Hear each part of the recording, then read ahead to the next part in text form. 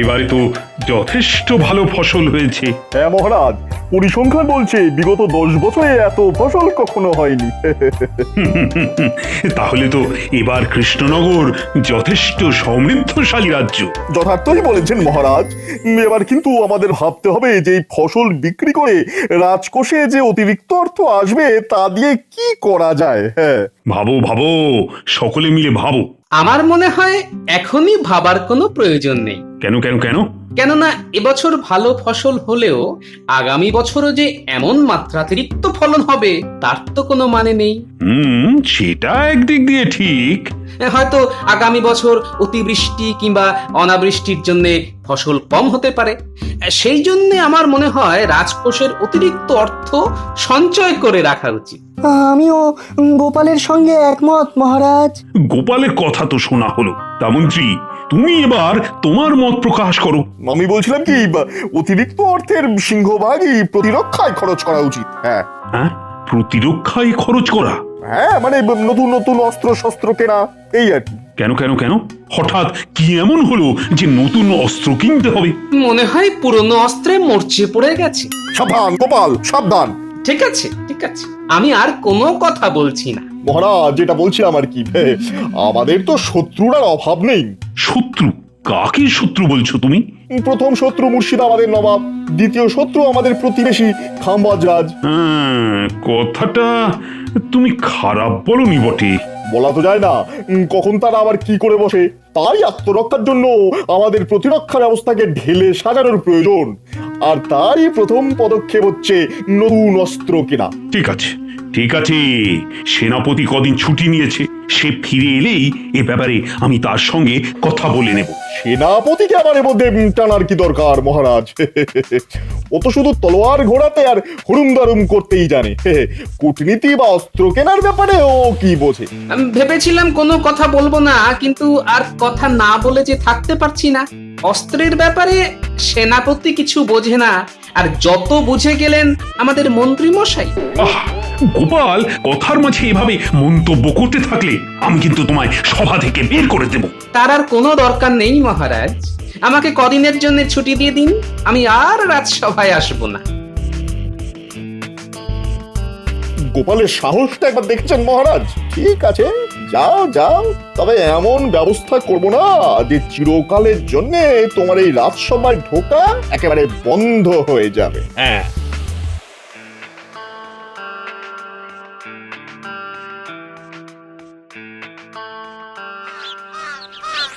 এ কি গো, এত তাড়াতাড়ি রাজসভা থেকে ফিরে এলে যে? সভা কি ছুটি হয়ে গেল? সকলের নয়, শুধু আমারই ছুটি। শুধু তোমার ছুটি মানে? রাজসভা থেকে চলে এলাম। এরপর যতদিন মহারাজ আমাকে আর রাজসভায় না ডাকবেন ততদিন আমি ঘরে বসে থাকবো আর প্রাণ ভরে ঘুমোবো। এই তোমার কথার মাথা মুন্ডু তো কিছুই বুঝতে পারছি না। হ্যাঁ গো, মহারাজের সঙ্গে কি কোনো গন্ডগোল হয়েছে? না, মহারাজের সঙ্গে ঠিক হয়নি, তবে হয়েছে আমাদের নতুন মন্ত্রী ওই ভগবানের সঙ্গে। ও, তা কি নিয়ে গন্ডগোলটা লাগলো শুনি? আর তুমি ঘরের বউ, তাই সবটা তোমার না শুনলেও চলবে। তবে এই বলে দিলাম আমি, ওই মন্ত্রী যেদিন মহারাজকে ভরাডুবি করে ছাড়বে সেদিনই মহারাজ টের পাবে। এখন একটু মুড়ি মেখে আনো দেখি, একটু জমিয়ে পেট পুজো করি। বুঝলে রানী, যত বয়স হচ্ছে গোপালের, মেজাজটাও না ততটাই গরম হয়ে উঠছে। কেন, গোপাল এবার কি করলো? দেখো না, অস্ত্র কেনা নিয়ে আজ রাজসভায় নতুন মন্ত্রীর সঙ্গে গোপালের একটু খিটিমিটি লেগেছে। তা এই ব্যাপারে আমি একটু বিরক্তি প্রকাশ করতেই গোপাল রেগে মেগে আমার অনুমতি ছাড়াই রাজসভা ছেড়ে বেরিয়ে গেল। আচ্ছা, গোপাল কোন পক্ষে ছিল? অস্ত্র কেনার দিকে নাকি অস্ত্র না কেনার দিকে? ওর রকম সকম দেখে তো মনে হচ্ছিল অস্ত্র না কেনার দিকে। আচ্ছা, হঠাৎ করে অস্ত্র কেনারই বা প্রয়োজন হয়ে পড়লো কেন? ওই মানে নতুন মন্ত্রী প্রতিরক্ষা ব্যাপারকে একেবারে ঢেলে সাজাতে চাইছে আর কি। তা প্রতিরক্ষা ব্যাপারকে ঢেলে সাজাবার দরকার হয়ে পড়লো কেন? এই দেখো, এত বড় রাজ্যের রানী হয়েও তুমি এই কথা বলছো? আরে আমাদের শত্রুত্ব আর অভাব নেই। দেখুন মহারাজ, এতদিন এই রাজ্যের রানী হয়ে আমি যেটুকু বুঝেছি তাতে আমার মনে হয় আপনি যাদের শত্রু ভাবছেন তাদের সঙ্গে কিন্তু বন্ধুত্ব করে নেওয়ার থেকে বড় রাজধর্ম আর কিছু নেই। বলছো? হ্যাঁ বলছি, কারণ যুদ্ধ মানেই তো অকারণে অর্থ আর লোকক্ষয়। কথাটা খুব একটা মন্দ বলনি রানী। বেশ, কালই রাজসভায় গিয়ে মন্ত্রীকে বলে দেব যে এখনই কোনো অস্ত্র কেনার প্রয়োজন নেই। গোপাল কাল রাগ দেখিয়ে রাজসভা থেকে চলে গেছে, তার মানে আমার পথের কাঁটা দূর হয়েছে। সেনাপতি আসতেও কদিন সময় লাগবে। এই ফাঁকে মহারাজকে রাজি করিয়ে অস্ত্র কেনার ব্যাপারটা মিটিয়ে ফেলতে হবে। হ্যাঁ, আহা, অস্ত্র কেনা মানেই নিজের টেকে কিছু ঢোকা।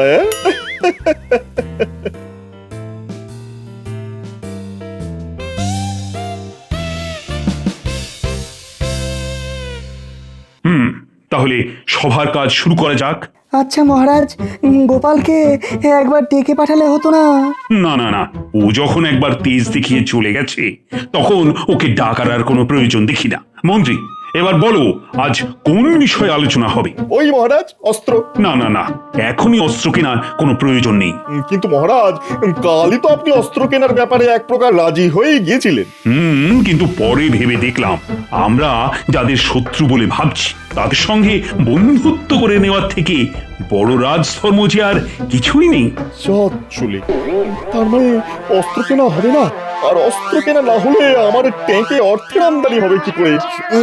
বাবা, আপনি কিন্তু ভুল করছেন মহারাজ। এই শত্রুদের সঙ্গে যেচে বন্ধুত্ব করতে গেলে তারা আমাদের দুর্বল ভেবে বসবে। হ্যাঁ, দেখো, যাদের তুমি শত্রু ভাবছো তারা তো তেমন ভাবে আমাদের সঙ্গে কোনো শত্রুতা করেনি।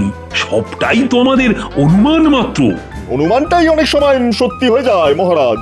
সে তুমি যাই বলো না কেন, তাহলে এটাই ঠিক হলো যে এখন কোনো অস্ত্র কেনা হচ্ছে না।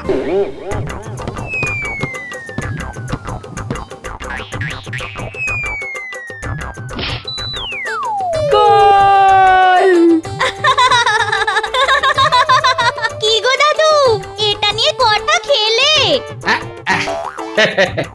আসলে আমার খিদেটা একটু বেশি তো, তাই বেশি করেই খাচ্ছি, বুঝলি?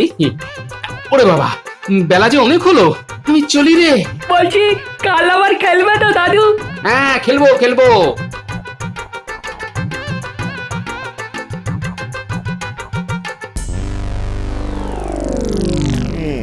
যুদ্ধের ভড়কি দিয়েও যখন কাজ হলো না, তখন সত্যি সত্যি একটা যুদ্ধ লাগাতেই হবে।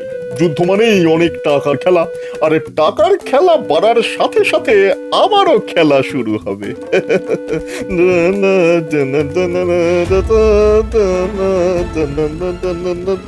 এলোমেলো করে দেমা লুটে পুটে খায়। না, আজ রাতেই বেরিয়ে পড়তে হবে।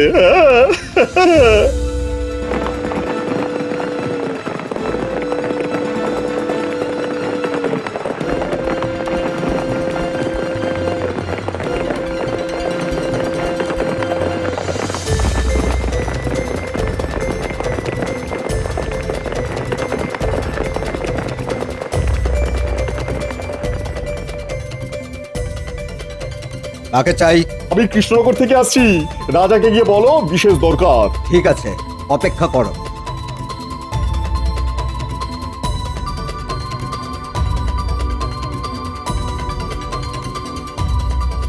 ভেতরে চলো, মহারাজ ডাকছেন।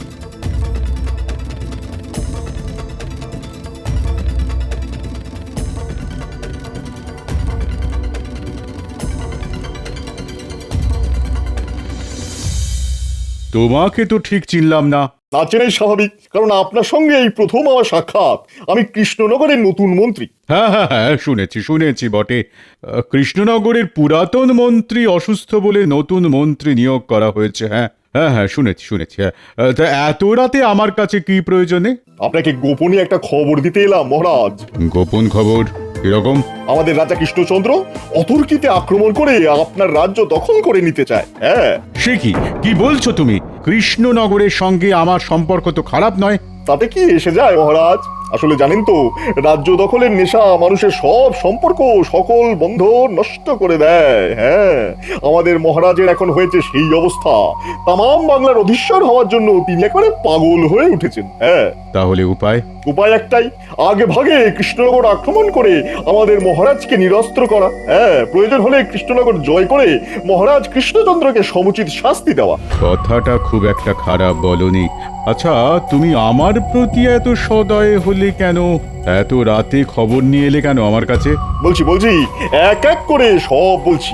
এক, আমি যুদ্ধ চাই না, কারণ আমি জানি যুদ্ধের লাভের লাভ কিছুই হয় না, শুধু অকারণেই অর্থ আর লোকক্ষয় হয়। আর দুই, মহারাজ কৃষ্ণচন্দ্রের পাগলামিতে সারা রাজ্যবাসী একেবারে অতিষ্ঠ হয়ে উঠেছে। আমি তাদের এই পাগলামির হাত থেকে পরিত্রাণ দিতে চাই। হ্যাঁ, ঠিক আছে, ঠিক আছে, কাল থেকেই আমি যুদ্ধের প্রস্তুতি শুরু করে দিচ্ছি। 2-1 দিনের মধ্যেই কৃষ্ণনগর আক্রমণ করব, আর কৃষ্ণচন্দ্রকে সিংহাসনচ্যুত করে তোমাকেই বসিয়ে আসবো সিংহাসনে। ওরে বাহ, এ তো দুদিক দিয়ে লাভ। হ্যাঁ, যুদ্ধ বাঁধিয়ে পকেট গরম, আর যুদ্ধ শেষে মহারাজ হয়ে সিংহাসনে বসে পড়া।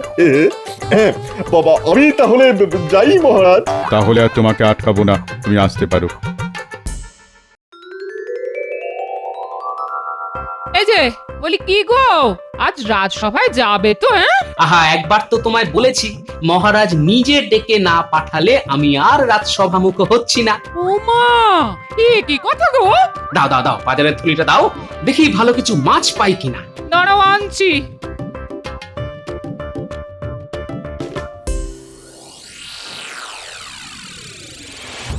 কি বলছো কি বিজ্ঞানী? আমি তো ছিলাম ছুটিতে, আর সেই সময় আমাকে বাদ দিয়েই।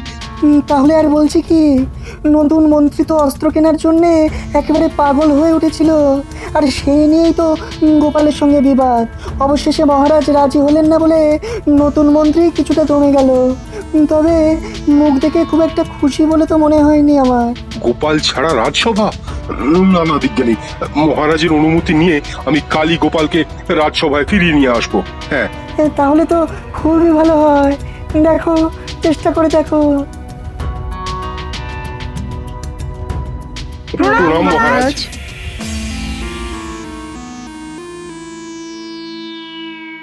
আচ্ছা, মন্ত্রী আসেনি? তাকে তো এখনো দেখতে পাচ্ছি না মহারাজ। তা সেনাপতি, ছুটি কাটানো কেমন হলো? ভালো মহারাজ।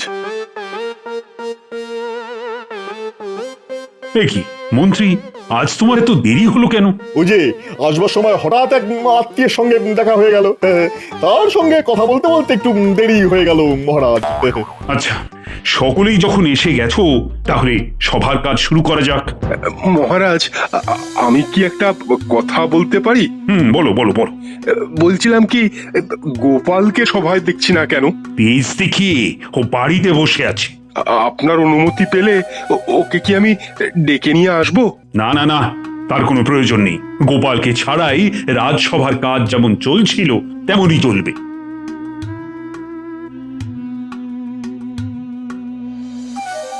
কি ব্যাপার গুপ্তচর, হঠাৎ তুমি এলে? কোনো খবর আছে কি? মহারাজ, খুব একটা খারাপ খবর আছে। খারাপ খবর? হ্যাঁ মহারাজ, আমাদের বিরুদ্ধে যুদ্ধের জন্য খাম্বাজ রাজ প্রস্তুত হচ্ছেন। বাবা, আমাদের বিরুদ্ধে যুদ্ধ? বলো কি? আচ্ছা, তোমার কোনো ভুল হচ্ছে না তো? না মহারাজ, আমি একেবারে পাকা খবর এনেছি। হ্যাঁ, কিন্তু যুদ্ধের কারণটা কি? সেটা ঠিক বলতে পারবো না। আসলে আমাদের রাজ্য জয় করাই খাম্বাজ রাজের উদ্দেশ্য। এবার বুঝতে পারলেন তো মহারাজ, কেন আমি অস্ত্র কিনতে বলেছিলাম? আচ্ছা গুপ্তচর, খাম্বাজরাজ কি আমাদের রাজ্যের উদ্দেশ্যে যুদ্ধযাত্রা শুরু করে দিয়েছেন? এখনো করেননি, কিন্তু যতদূর জেনেছি তাতে কালকেই যুদ্ধযাত্রা শুরু করে দেবেন। হ্যাঁ, কালকে শুরু করলে আমাদের এখানে পৌঁছতে পৌঁছতে পরশু। না না না, আর দেরি করা যায় না। সেনাপতি, তোমার সৈনিকদের প্রস্তুত হতে নির্দেশ দাও। যথাজ্ঞা মহারাজ। আচ্ছা, তোমার অস্ত্র শস্ত্র যথেষ্ট পরিমাণে আছে তো? খাম্বাজ রাজ ইতিমধ্যে কোনো আধুনিক অস্ত্র না কিনে থাকলে আমাদের যা আছে তা দিয়েই ওদের সাথে অনায়াসে মোকাবিলা করা যাবে মহারাজ। তাহলে এক্ষুনি গিয়ে খাম্বাজের মোকাবিলা করার জন্য সৈন্য প্রস্তুত করো। আমি এক্ষুনি যাচ্ছি মহারাজ। আমি তাহলে এখন আসি মহারাজ, পরে যদি আরো খবর পাই তাহলে আপনাকে এসে জানিয়ে যাব। হ্যাঁ হ্যাঁ, তুমি এখন এসো। গুপ্তচরের কাণ্ড দেখে একেবারে পিত্তি জ্বলে যায়। ভেবেছিলাম অতর্কিতে হানা দিয়ে খাম্বাজরাজ কোথায় কৃষ্ণচন্দ্রকে তুড়ি মেরে তাড়িয়ে দেবে, তা না, গুপ্তচরটা ঠিক জানিয়ে দিয়ে গেল। দাঁড়াও, আগে একবার সিংহাসনে বসি, তারপর সব থেকে আগে ওটাকে তাড়াবো। হ্যাঁ মন্ত্রী, বলুন মহারাজ। এইসব বিপদে দিয়ে গোপাল আমাকে যেমন বুদ্ধি আর সাহস দিত, তুমি সেরকম পারবে তো? একবার যখন সুযোগ পেয়েছি তখন দেখুন না আপনার এই অধম মন্ত্রী কি করে। মনে রাখবেন, আপনার এই ভগবান কিন্তু 10-10টা গোপালের সমান।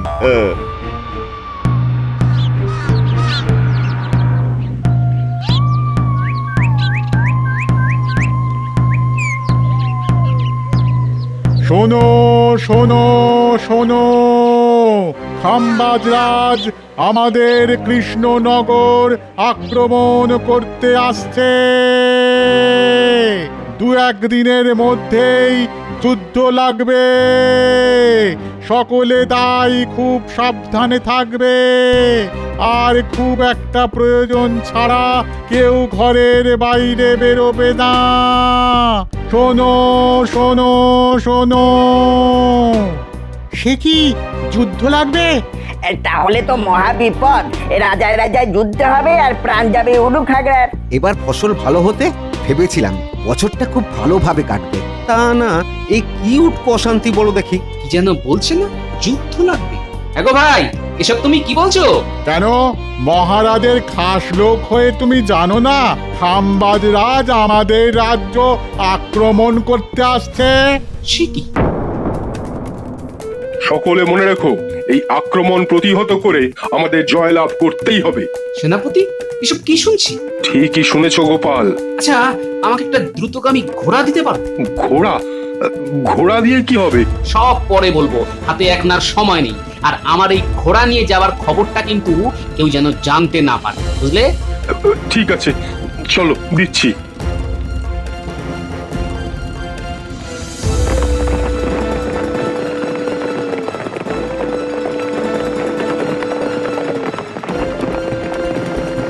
ব্যাপারটা মহারাজের কানে তুলে গোপালের বিরুদ্ধে ওনাকে আরো খেপিয়ে তুলতে হবে। হ্যাঁ,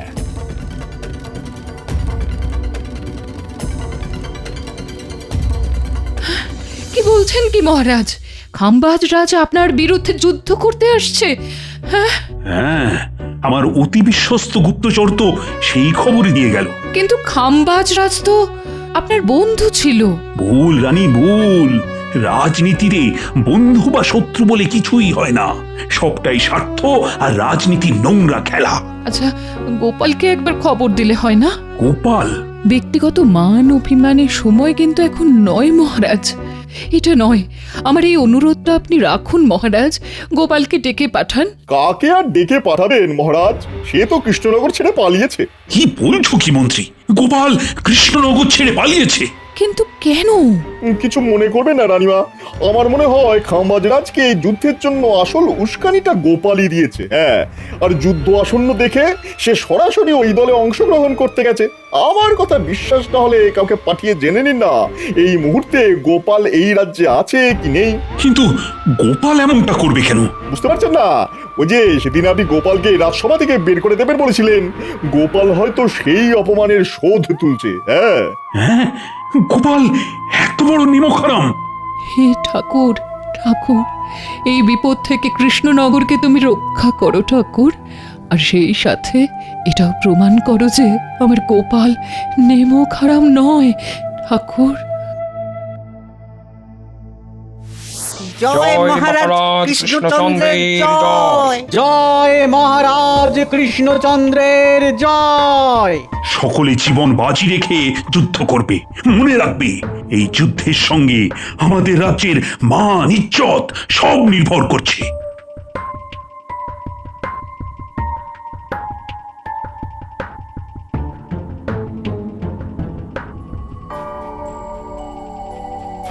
দেখুন মহারাজ, দেখুন আমার কথা সত্যি হলো কিনা। বেঈমান গোপাল আজ খাম্বাজ রাজার দলে। আক্রমণ! এটা কি হলো? খাম্বাজরাজ সাদা পতাকা উড়িয়ে দিল কেন? কৃষ্ণচন্দ্র, কৃষ্ণচন্দ্র, আমি আপনার সঙ্গে যুদ্ধ করতে আসিনি, সন্ধি করতে এসেছি। তাহলে কেন এই যুদ্ধের আয়োজন?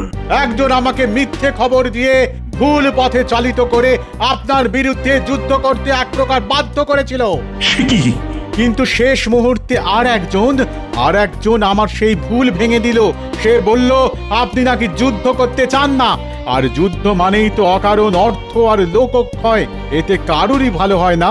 কিন্তু কে আপনাকে আমার বিরুদ্ধে যুদ্ধ করতে বাধ্য করেছিল? কে আবার? আপনার এই নতুন মন্ত্রী। সেরেছে, এ তো হাটে হাঁড়ি ভেঙে দিল।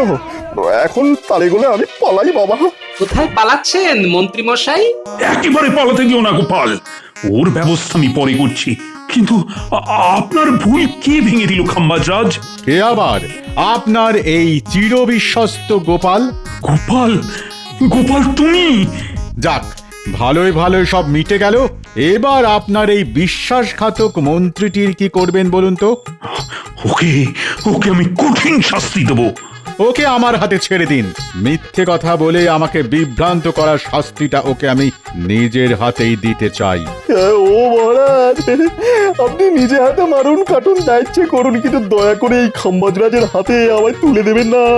নিজের রাজ্যে নিয়ে গিয়ে ও কিন্তু খুব মারবে, ভীষণ মারবে মহারাজ, খুব লাগবে আমার। মেয়ের একবারে হাড়গোড় ভেঙে দেবে। ও মহারাজ, চুপ হতো ছড়া, তা আমরা হয়ে আবার বাচ্চার মতো কাঁদা হচ্ছে। চল চল, তোর কি হাল করি দেখবি, চল। গোপাল, গোপাল তুমি না থাকলে আজ কিন্তু একটা বড় বিপদ হতে পারতো। জয় গোপালের জয়।